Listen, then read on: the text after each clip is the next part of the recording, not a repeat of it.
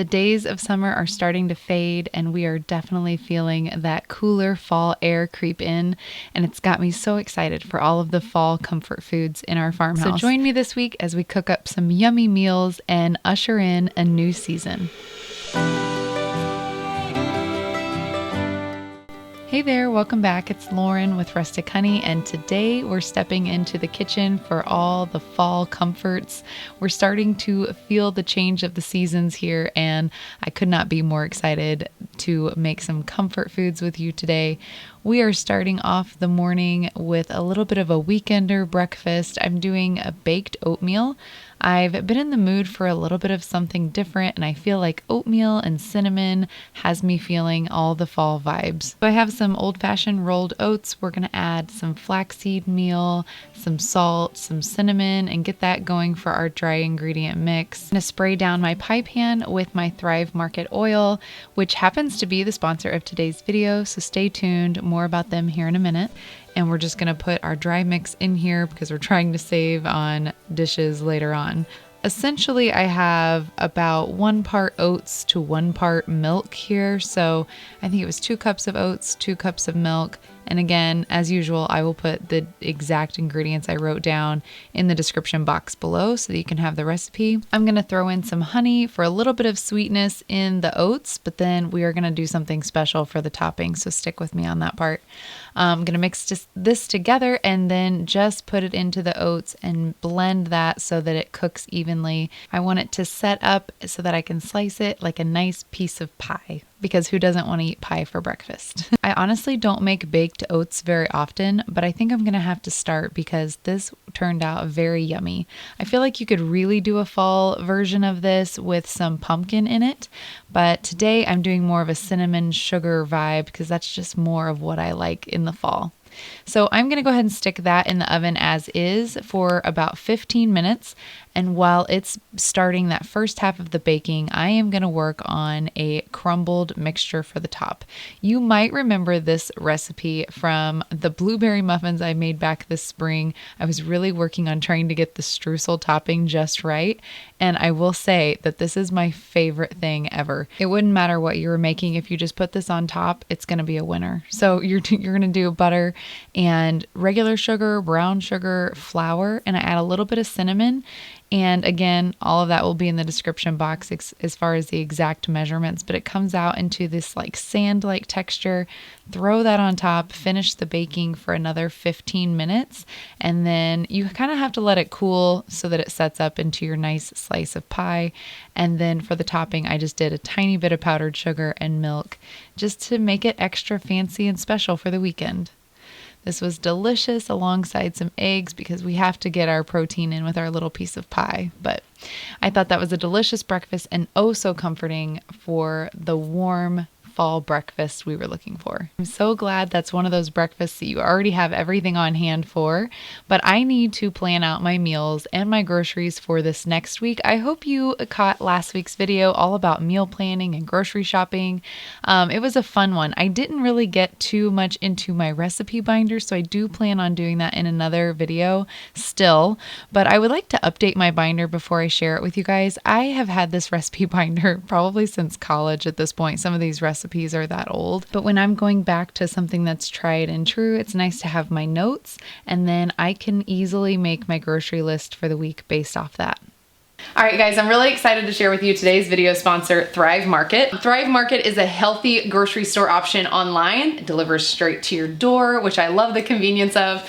But what I love more about Thrive Market is when I purchase their items, I know I'm getting good quality products without having to search and look through all the ingredient lists, because they have really high quality standards and they eliminated over 1,000 ingredients even at all from their site. So I know when I'm shopping there, I'm getting good quality ingredients, and it takes the guesswork out of all of it. Over the last year, I've really been trying to make more things from scratch with fewer ingredients. You guys have been on that journey with me, making homemade bread, homemade mayo.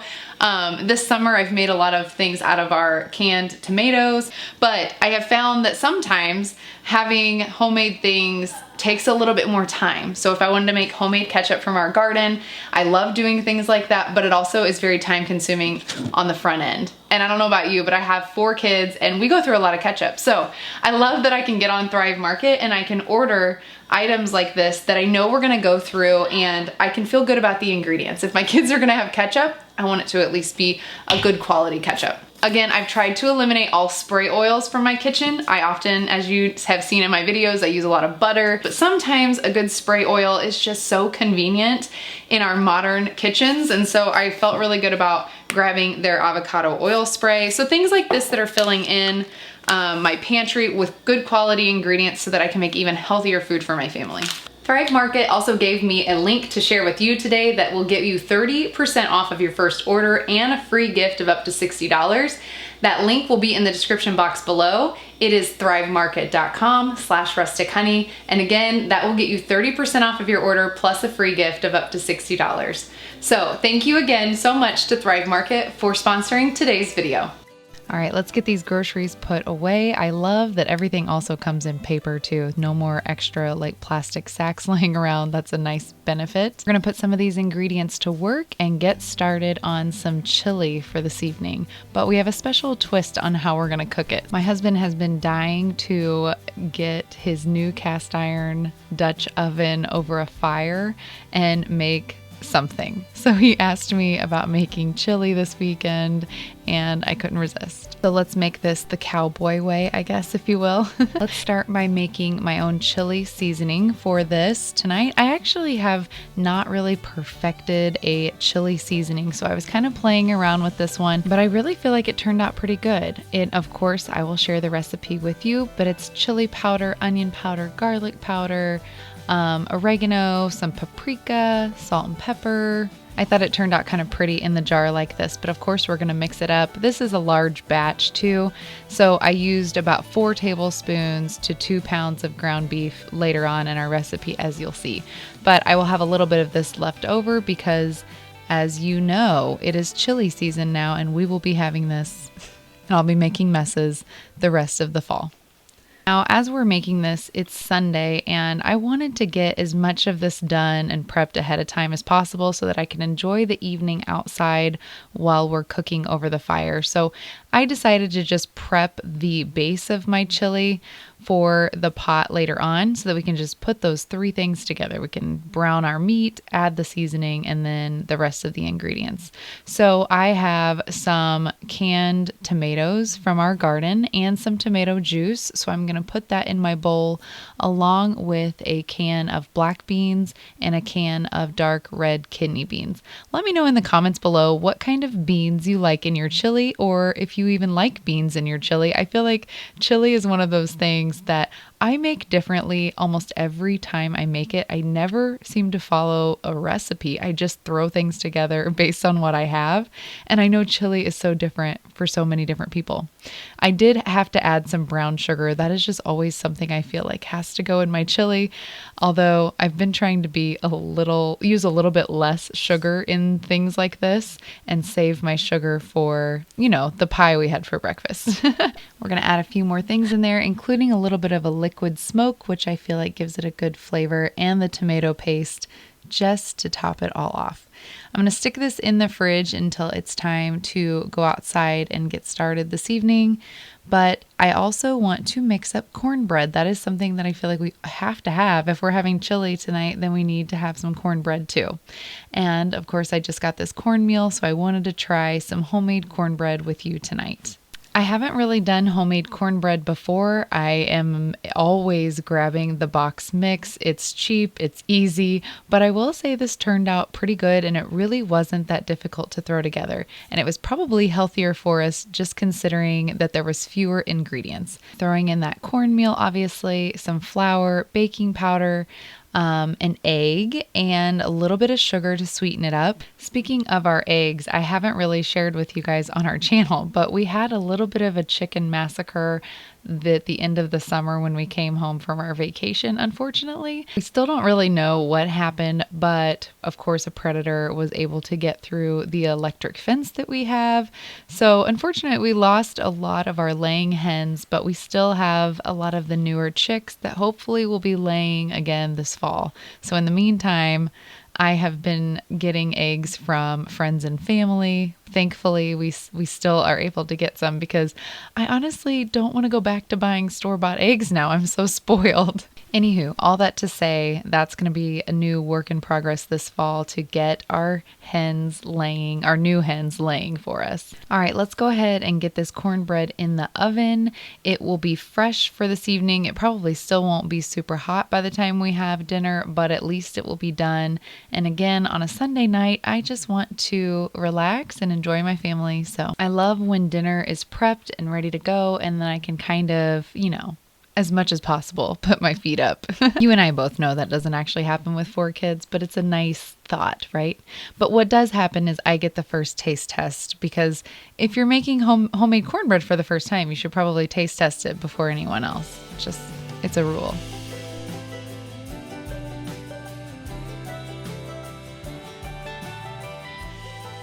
Right, it's time for the chili cook-off, the cowboy style chili cook-off in the backyard here. With fall just around the corner here, it is starting to get really dry. We could definitely use some rain showers right now. So to be on the safe side, we are building our fire here in the gravel. We're gonna preheat this cast iron Dutch oven and then get the meat thrown in first.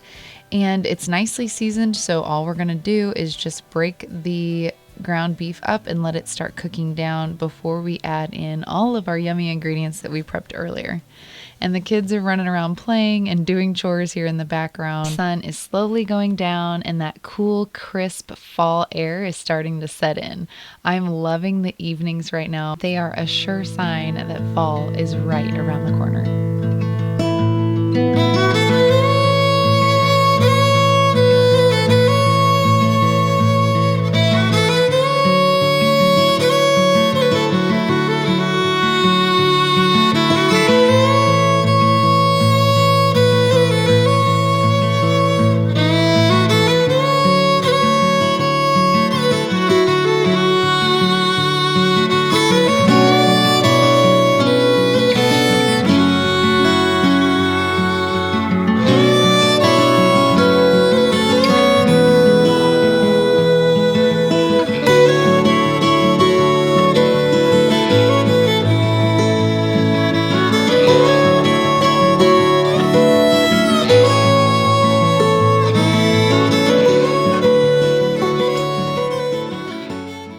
Really cannot think of a much better way to end a Sunday evening than hanging out like this with my family. If I could just order up a slow Sunday like this every weekend this fall, I would be a happy camper. Done a little bit of taste testing on our chili throughout the evening as it's been sitting here. I decided to add just a little bit more salt, and Dan decided to add a little bit more sugar. I guess you could say we balance each other out well. We also ended up visiting with my in-laws, and it was a wonderful impromptu gathering. I decided to sit out a little tray of toppings for our chili, and I would love to know in the comments below what you love to put on top of your chili and how you like to serve it. For me, it's always cheese and sour cream or plain Greek yogurt. And then I love good cowboy candied jalapenos on top. But I'm also loving the jalapeno sauce you saw there. I got that from my Thrive Market order, and it will definitely be a repeat in the future.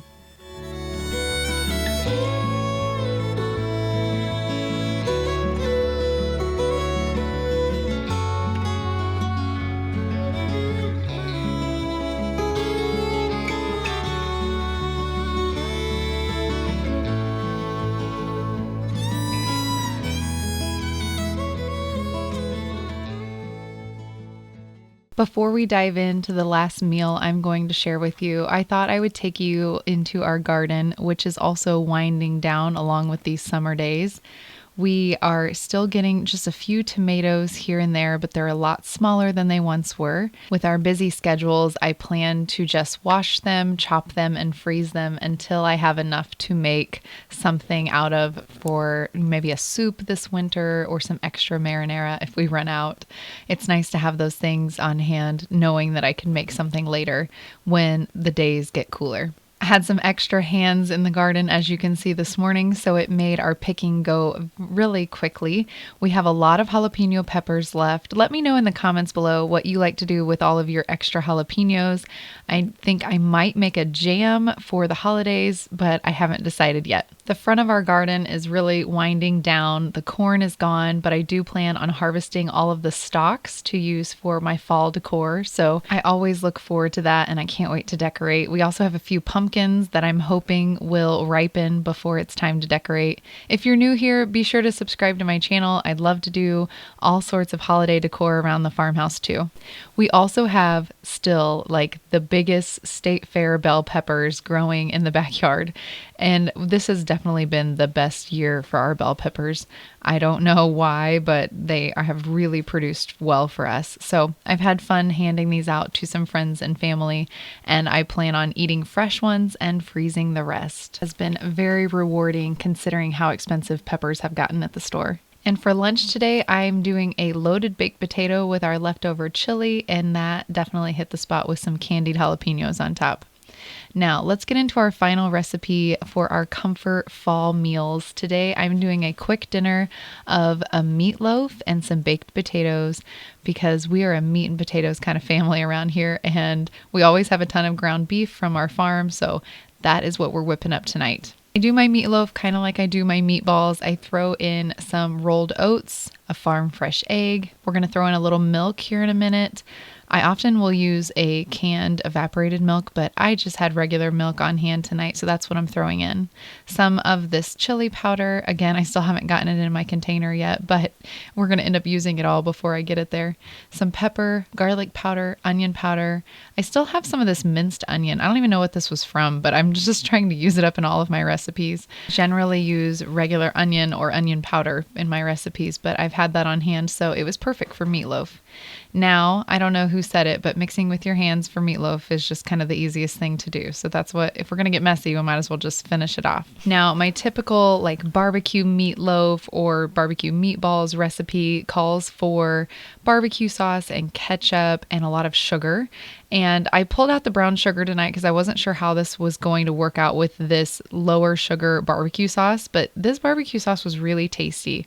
And I went ahead and used that ketchup we bought too that also doesn't have quite as much sugar as the conventional brands at the grocery store. So I thought I'd just whip this together and see how it goes. Let me just say, I love sugar, but I have been a little bit more mindful lately about trying not to add sugar or consume sugar in dishes that don't necessarily need to be sweet, just for the health benefits of having a little bit less sugar in my diet. Now, giving this a taste test without the sugar, I thought it seemed pretty sweet already. So I'm going to just top the meatloaf and say a prayer that my family doesn't notice much difference. More on that in a second, but we have to take a break here because Reese needs to take my blood pressure apparently. Reese here is definitely our doctor in the family. She is always taking care of everyone, making sure that we're all good, and she loves, of course, getting out her doctor tools. After taking my blood pressure, she did inform me that I need to have surgery. I wasn't exactly expecting that diagnosis while making dinner tonight, but that was a bit startling. Back to our healthy dinner so no one ends up with surgery here. We are going to scrub up some garden potatoes. Our potato harvest wasn't very big at all, so we've already eaten through all of the tomatoes. I keep saying tomatoes. Potatoes from our garden, but luckily a family friend had a huge harvest of potatoes, and they were very generous to give us some for our storage as well. I'm finding that is one of the best things about gardening is sharing with your friends and family. If you have other gardening friends, or even if you don't, be that person who says, hey, we have an abundance of potatoes or bell peppers, and I'm just going to bring you some so that you guys can enjoy them too.